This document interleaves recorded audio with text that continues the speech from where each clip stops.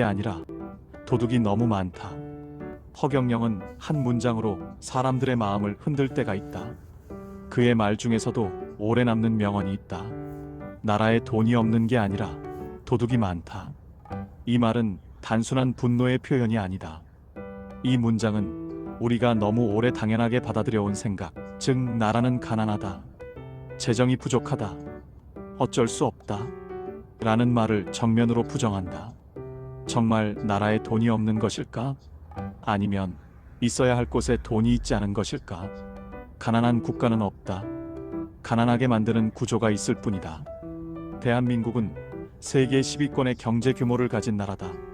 세금은 매년 거치고 예산은 매년 편성된다. 그럼에도 왜 서민은 늘 힘들고 노인은 가난하며 청년은 미래를 포기해야 할까? 허경영의 이 말은 그 이유를 구조에서 찾으라고 말한다.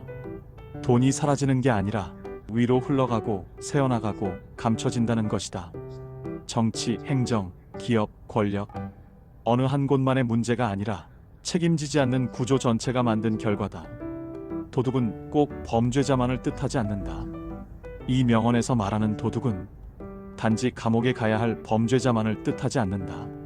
책임지지 않으면서 자리만 지키는 사람, 국민을 위해 쓰라고 준 권한을 사적으로 사용하는 사람, 실패해도 처벌받지 않고 성공은 독점하는 구조, 고통은 아래로, 이익은 위로 보내는 시스템, 이 모든 것이 도둑질일 수 있다. 보이지 않게 합법이라는 이름으로 관행이라는 가면을 쓰고 이루어지는 도둑질. 그래서 더 무섭다. 국민이 가난한 이유는 능력이 아니라 배분이다. 사람들은 종종 이렇게 말한다. 열심히 안 해서 그렇다. 경쟁에서 졌기 때문이다. 하지만 정말 그럴까? 열심히 일하는 사람은 늘 아래에 있고 아무 일도 하지 않아도 부는 자동으로 불어나는 사람들이 있다. 이것은 개인의 문제가 아니라 배분의 문제다. 허경영의 말은 이 지점을 정확히 찌른다. 돈이 없는 게 아니라 국민에게 갈 몫이 국민에게 가지 않는 것이 문제라고. 복지는 시혜가 아니라 권리다. 나라에 돈이 없다는 말은 복지를 줄이기 위한 가장 쉬운 핑계다. 어르신 복지는 어렵다. 청년 지원은 재원이 없다. 장애인, 서민, 약자는 다음에.